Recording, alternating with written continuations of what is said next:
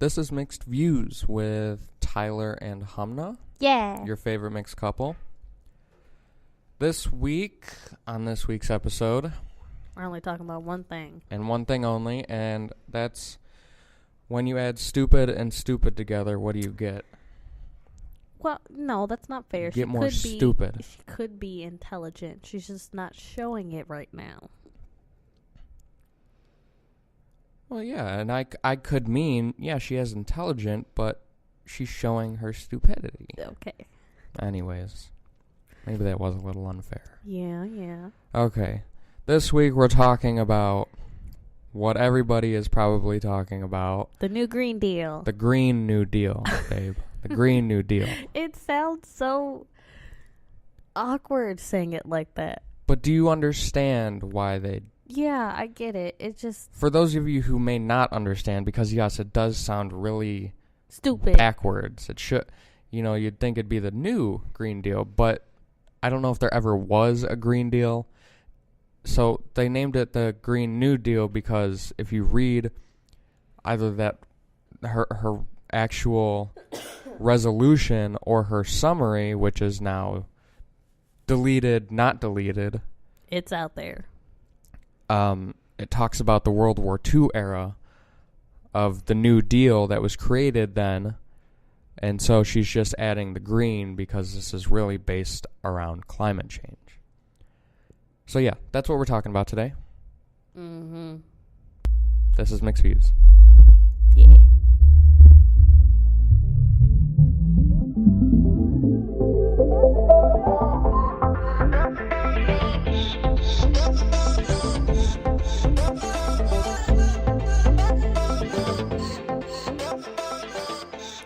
So last week, just a reminder, we posted our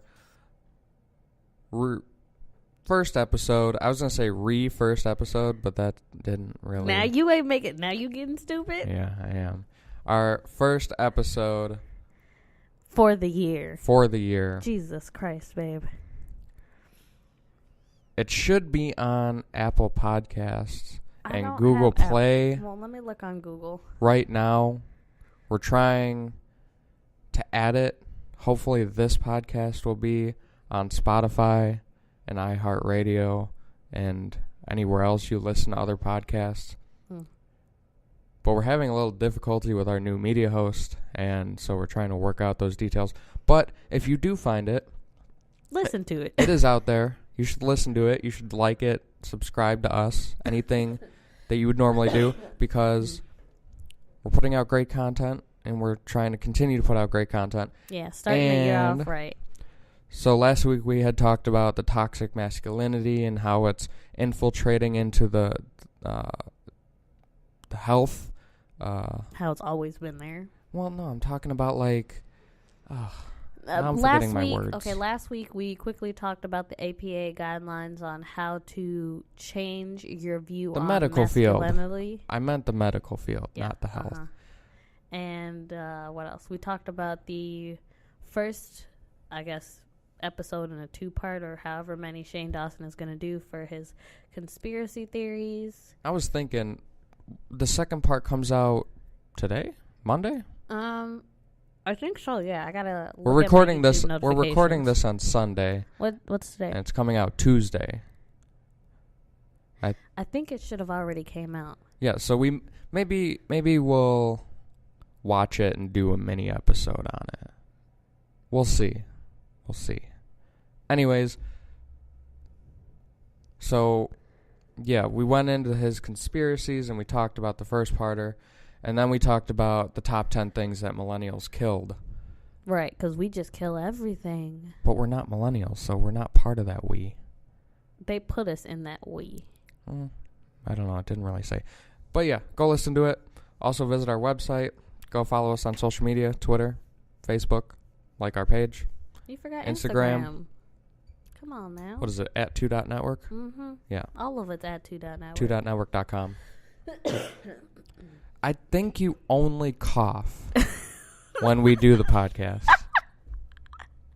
Because honestly, I don't notice it until we start recording. And in a way, I feel like it's just you letting other people know I'm still here. No, like it's you just like doing something with yourself, so you're not just like sitting there. Yeah, I don't know. Still.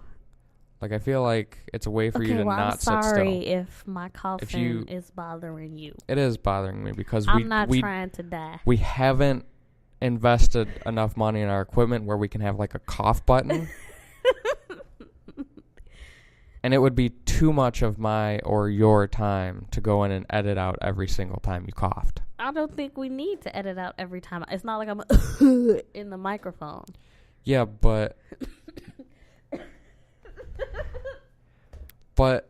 like even when you move away from the mic, it's like you let it all out. So if you did I'm it not right, trying to choke. Like when you're close to somebody, like you talk quieter. When you're away, you talk louder. So, like, if you were to cough into the mic, you'd probably do it a little quieter the closer you are to the mic. But since you move away, you're like...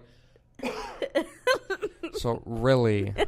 All right, how about next time I cough, I'll cough in the mic and we'll see. Just don't cough. I can't control cough. Can you control your farts? I could. But you don't.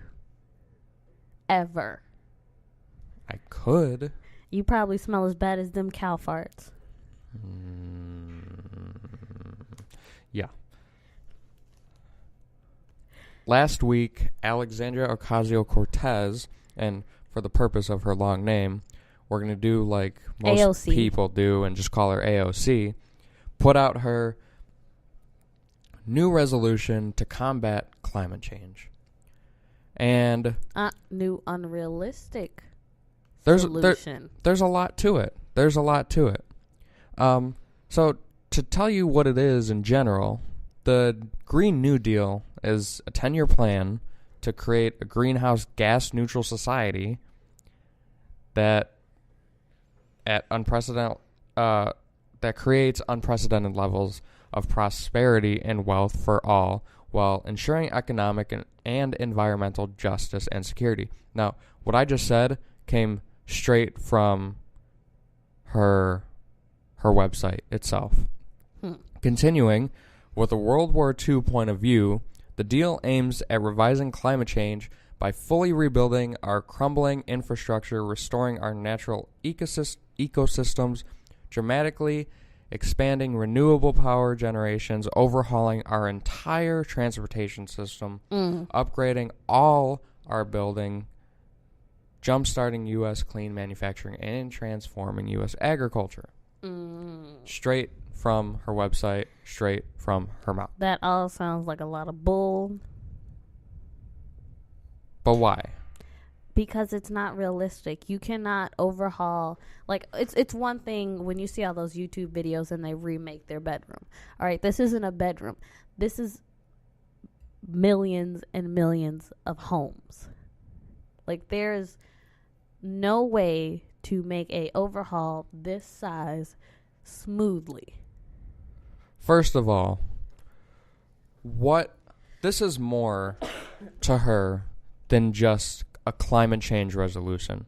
This is a resolution that is supposed to bring everybody wealth and prosperity. This is a resolution to bring everybody the healthcare, the education, the jobs, clean air, clean water, clean food, a home to live in. This is everything all into one, based around the idea of climate change. Her belief, if you read the 14-page document, and which you might get bored of real quick because it's written to be presented to Congress. Yeah. So we're going to link in our show notes and in the description an archive of her frequently asked questions that she posted on her blog, her website, that was since taken down because of blowback. That what it really is a transformation of our entire economy to benefit the socialistic idea.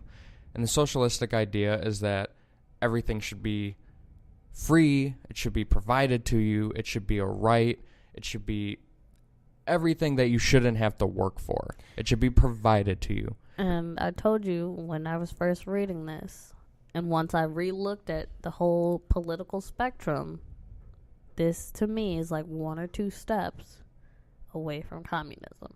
Now, I don't really know if I'd go that far because I haven't really thought about it that much, but that's the first thing I thought of. This is a 10-year plan to knock out all of our greenhouse gas and carbon emissions to net zero. Now, net zero just means it's not zero. It means we're creating energy that doesn't emit nothing. Yeah, we're emitting energy and we're using it in return. So it's like we give zero, we take zero. Right. Kind of like that. And she wants to do this over 10 years. Which means by the time our generation is ready to have kids. If you have followed AOC, you know she's made comments like, if we don't combat climate change within the next 10 years, it's going to be a catastrophe for our world. The world is going to end.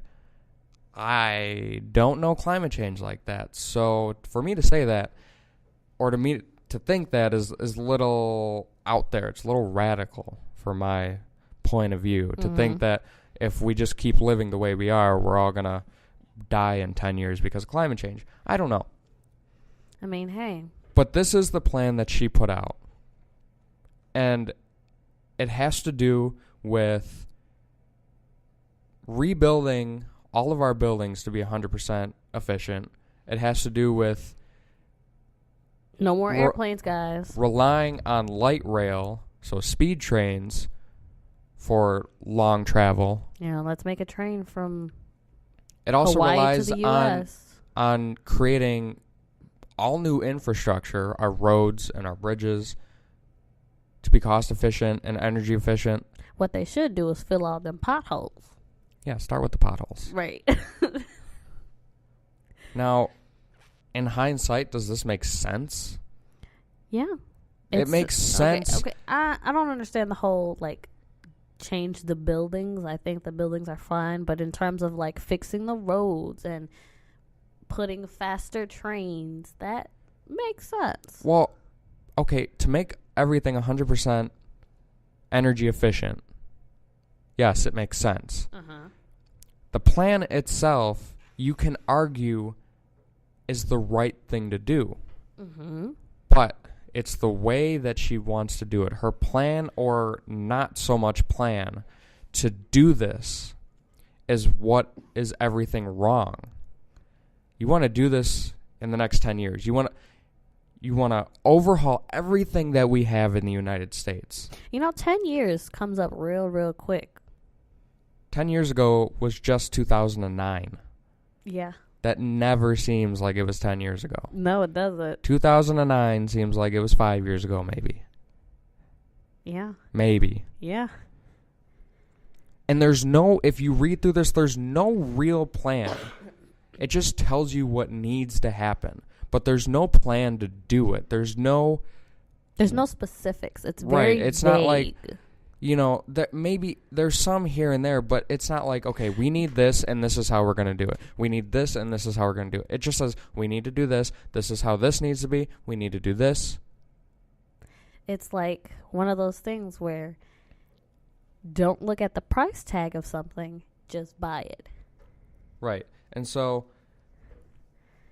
in terms of she's not telling us, all right, so this plan that she wants for all these infrastructures, it'll cost X amount of money to get this railroad running from California to New York.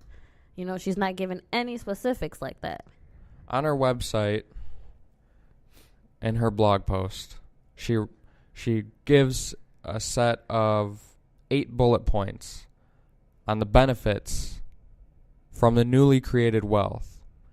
And she says, if this all works, it guarantees to everybody a job with family-sustaining wages, family and medical leave, vacation and retirement security, high-quality education, including higher education and trade schools, high-quality health care, clean air and water, healthy food, safe, affordable, adequate housing, an economic environment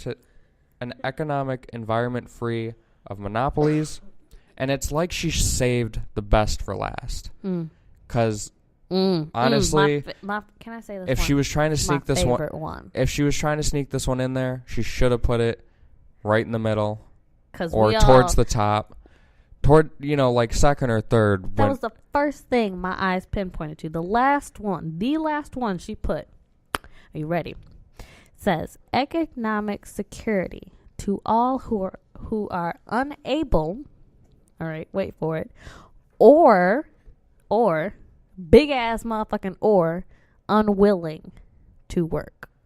Which completely makes sense if you step back and you're not completely like against conservatism. Because if you're against conservatism, you're not going to see this word. You're not going to see this word. You're not going to want to see this word. You're not going to want to hear the arguments against this.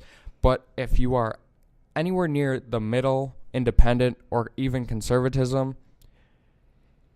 you're not going to be surprised that she is asking us to provide economic wealth and security to the people who don't want to work. And that's why I told you that's borderline right there at the communism It doesn't just say unable to work.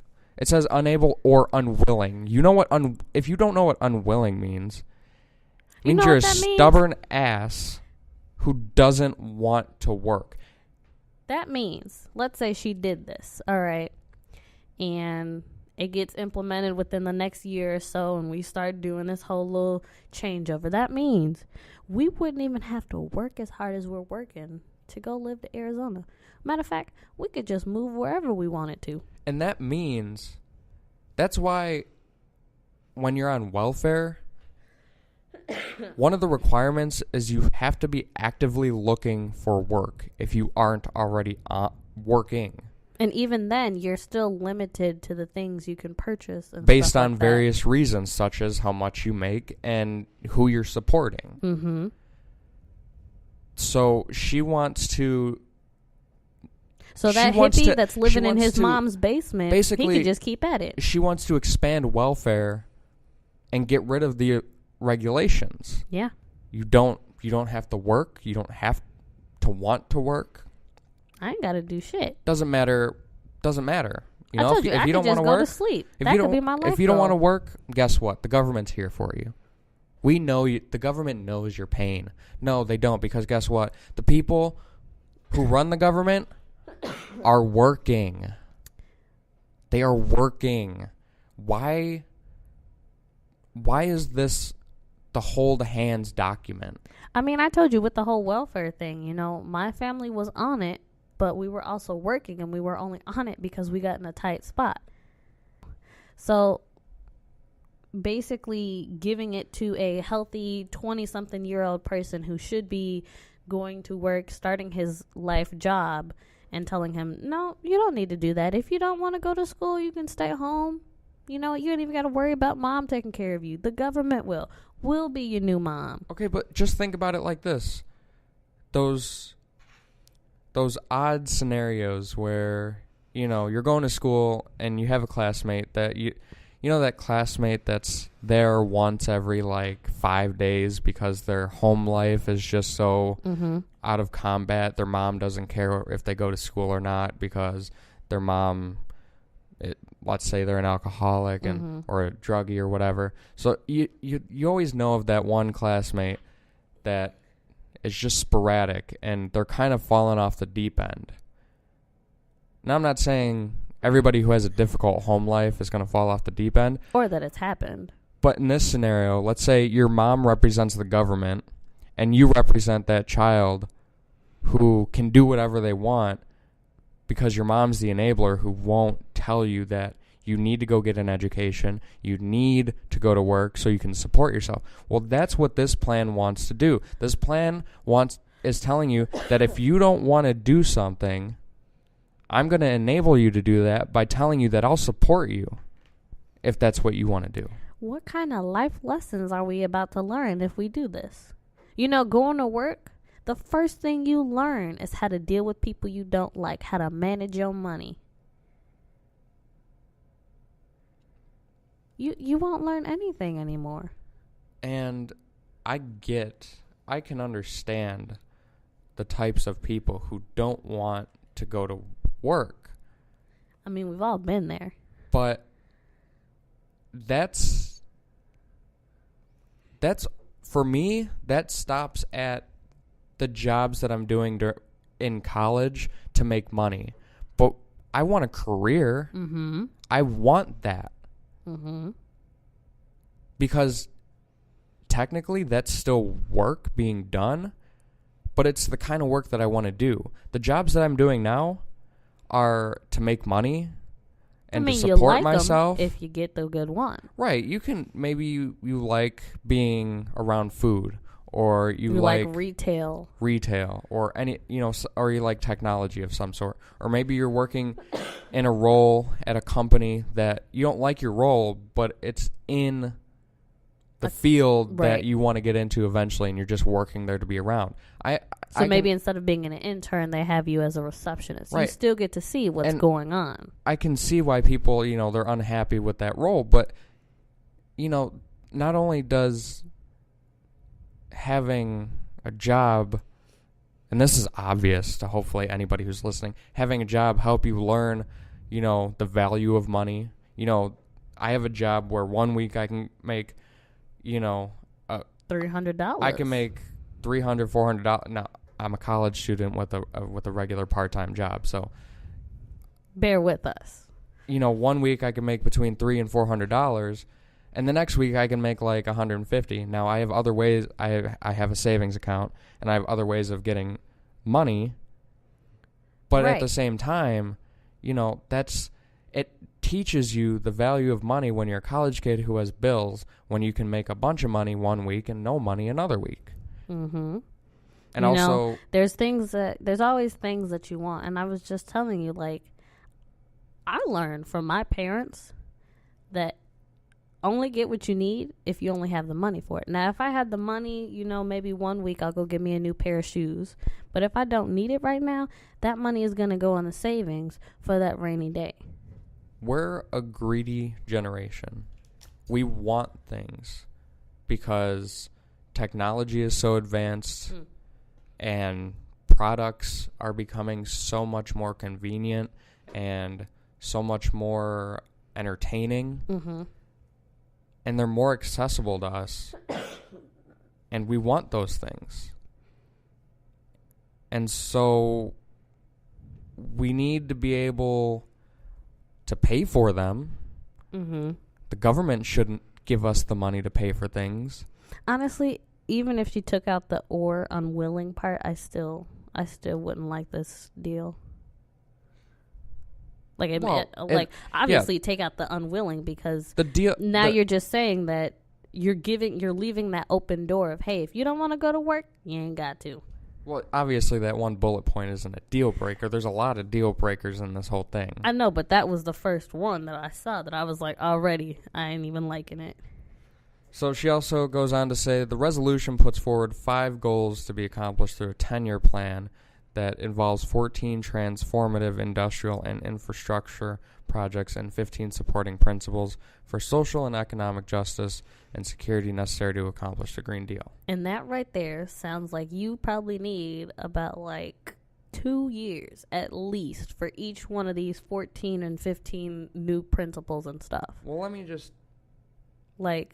that just all of that together sounds like you need more time than 10 years. Let's put this in perspective. You know how she thinks we can get this done? If we just all have the political will to do it. I understand where there's a will, there's a way, but that again, only she's so not far. Rolling out a plan to do this. She's just telling us if we believe in it, we can do it. All right, I am not the little train that could. Apparently you are, and apparently we all are.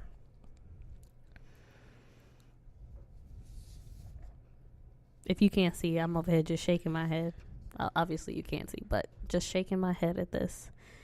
And I was even telling you, once I actually realized that you said this was from her own people, it just made me more questionable, because it's always sketchy when a politician takes down something that opposes them that their own people said.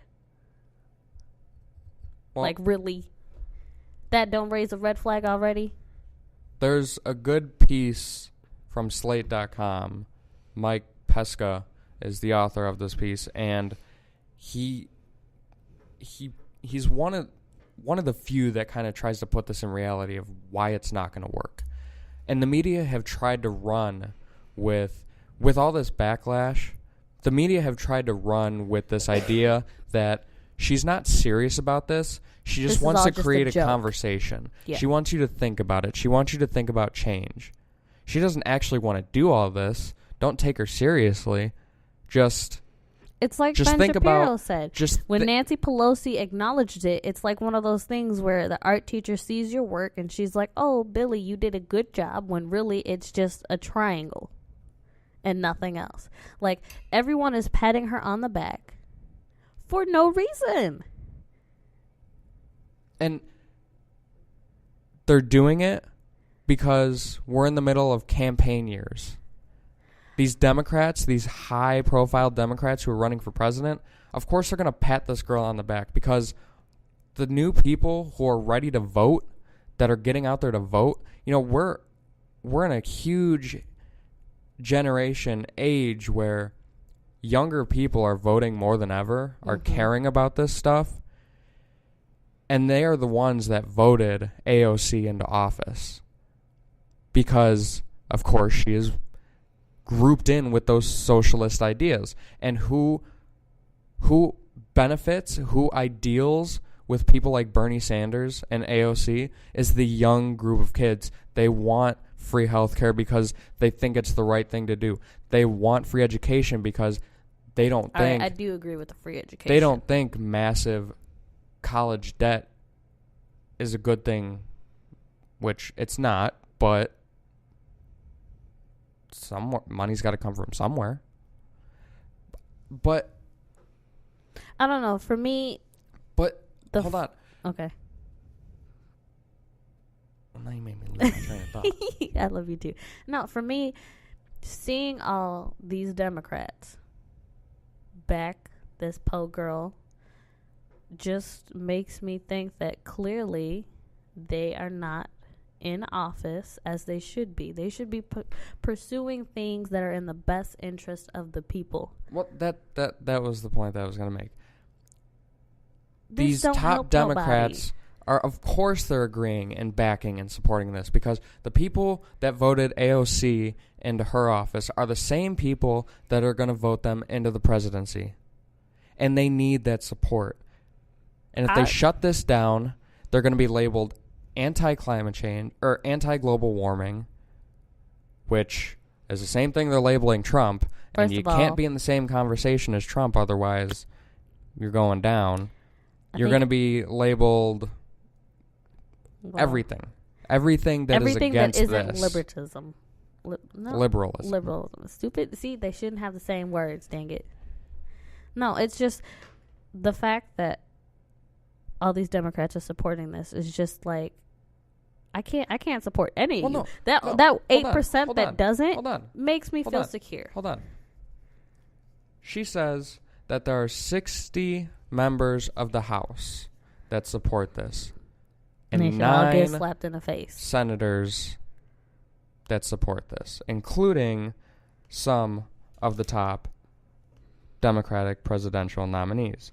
Now, if we do some simple math, 60 House members and 9 senators out of the 535 members of Congress. That's 69 out of 535. That's 12%. I'm not doing math in my head.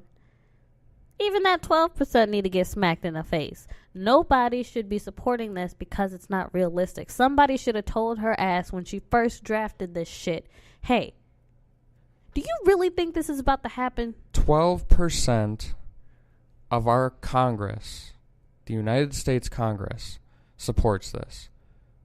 And that 12% 88% still have not supported this. And they making the smart decision. 88%. Didn't she say?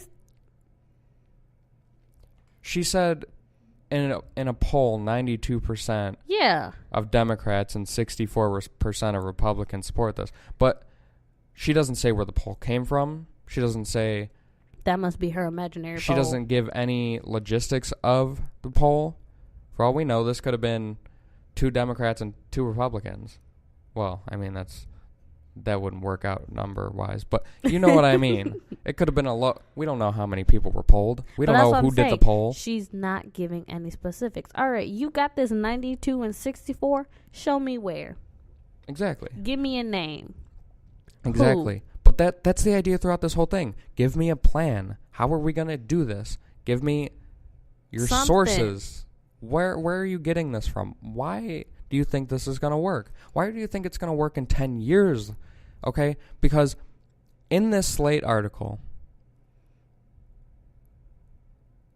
the author points to, he talks about, like, you know, I'm all for, you know, thinking outside the box, but I need to be real. Mm-hmm. And the way I get real is to take it from the experts. What do the experts in this field have to think?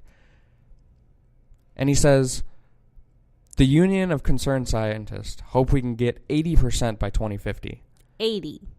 By 2050. So that's 80%, not in 10 years, but over 30. Mm-hmm. 30, they think maybe we can get to 80% in 30 energy years. Efficient. Not this 0, 0 in 30 years. In 10.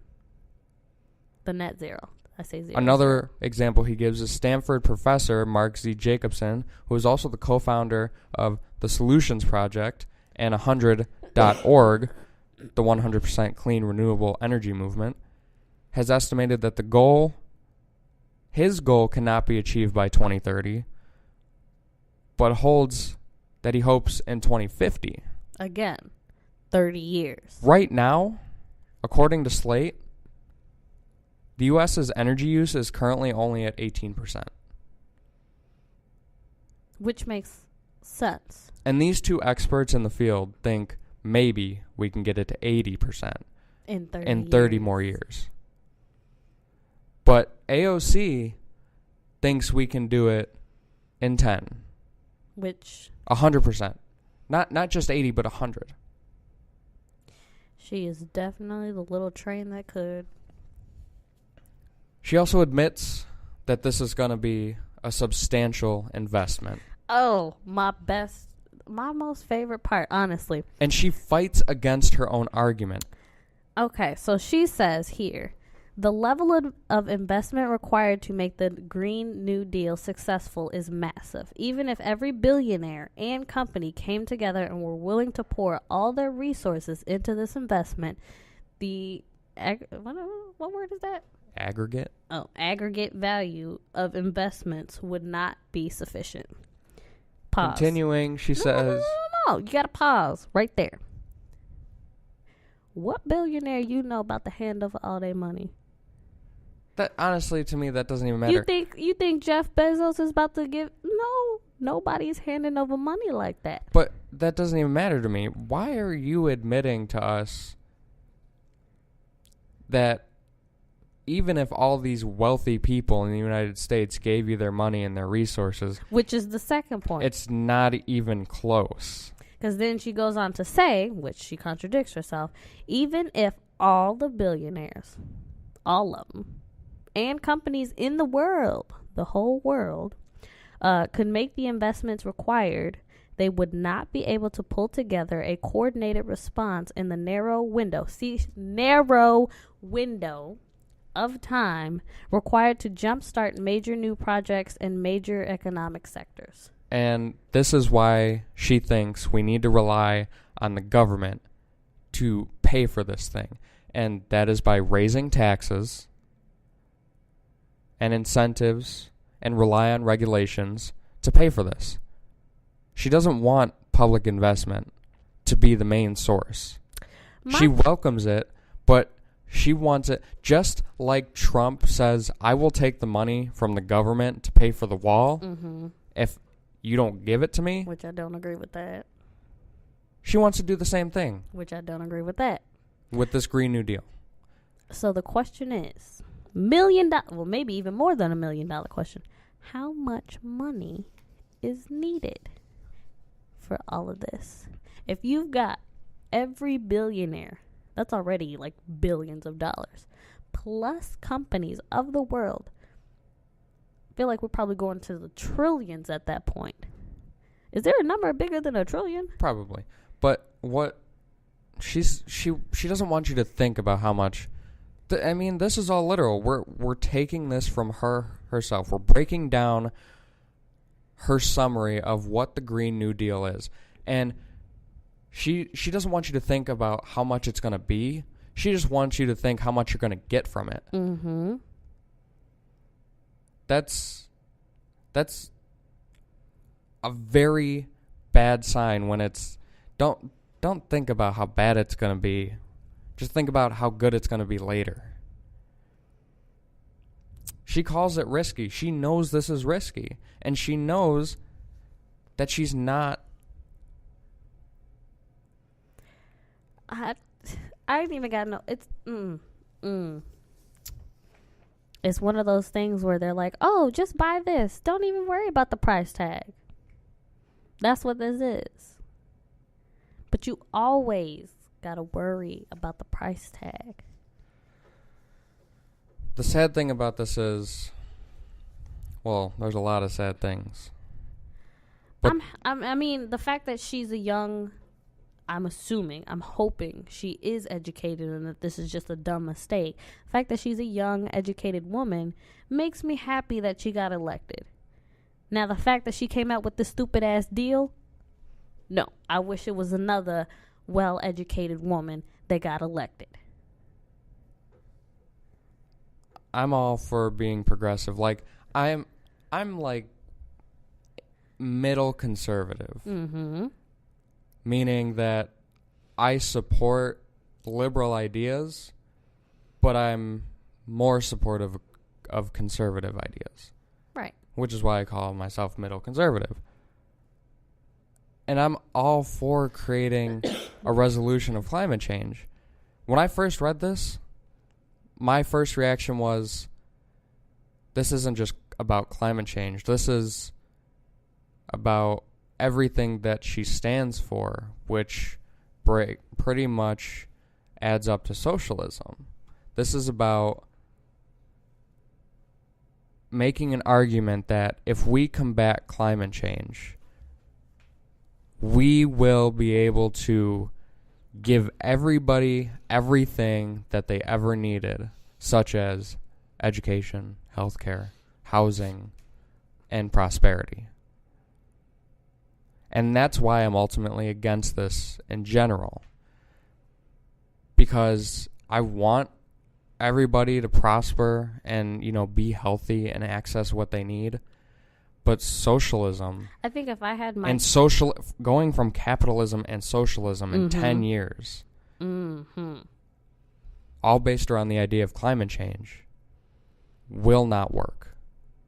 I feel like if I had my pick of what I would want for free for life, it would most likely be healthcare.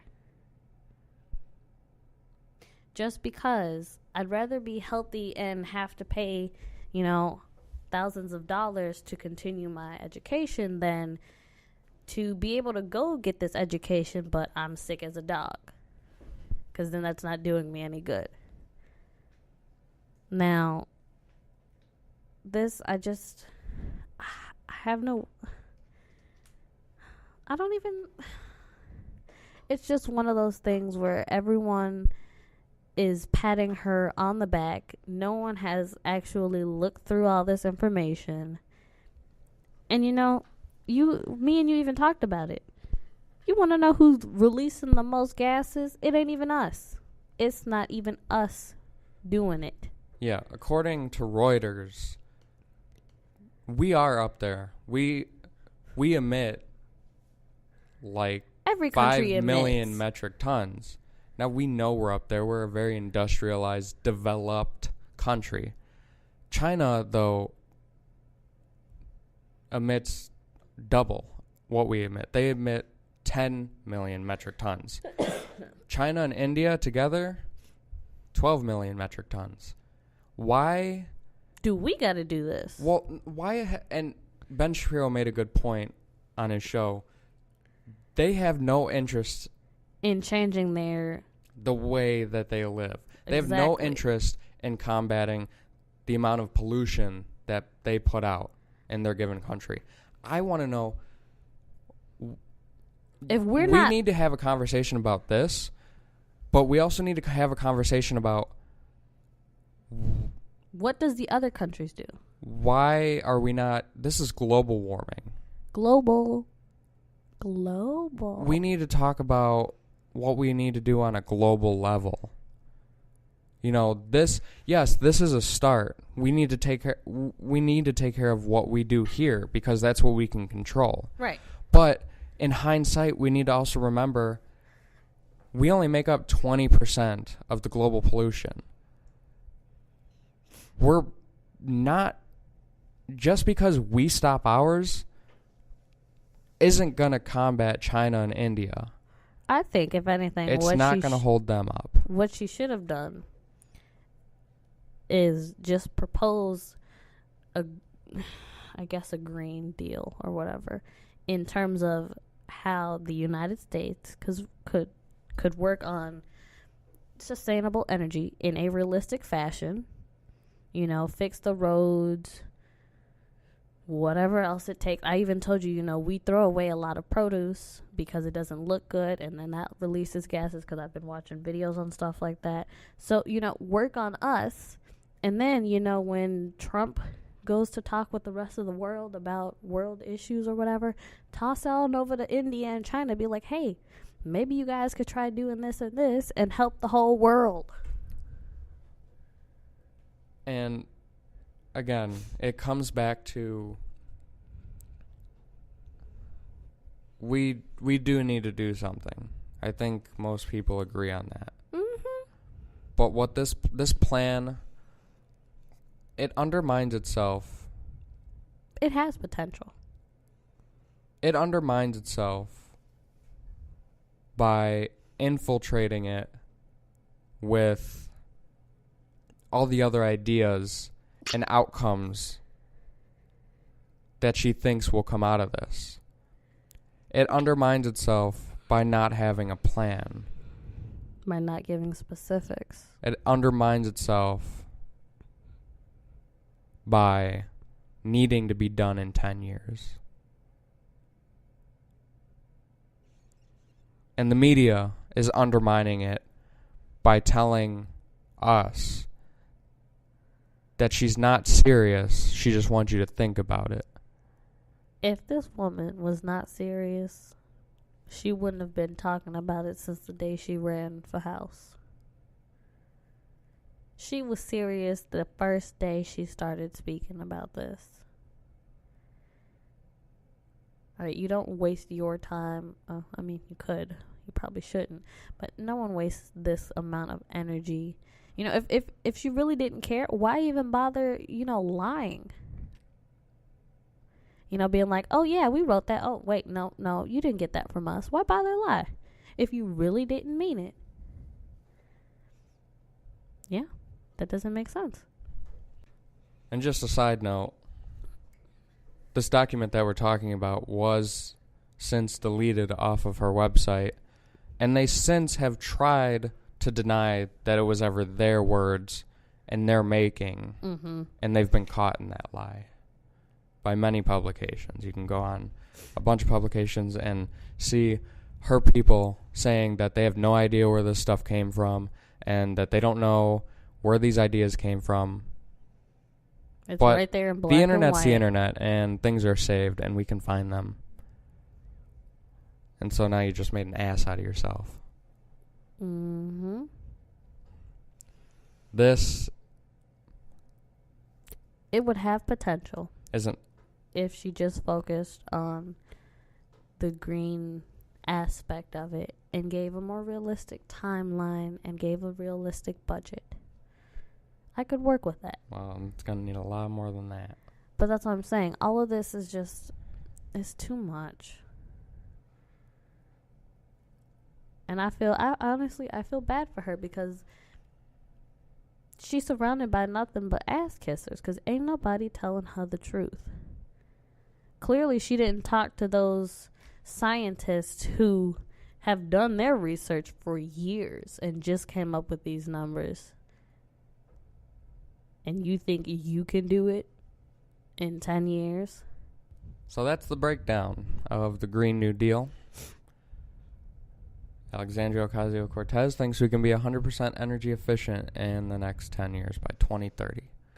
Thank you for listening to our second episode of Mixed Views. This should be up by Tuesday morning and hopefully more findable. Yeah, we'll look into it. Go to our website, 2.network.com. You'll find our show notes on there. Yep. Follow us. Which will have all links and stuff. On social media, Twitter, Facebook, Instagram, and subscribe, whatever you do. Find us on Apple Podcasts. You probably Google won't Play. find us on Google Play as of this moment, but it'll be up there. And wherever you listen to podcasts. Bye.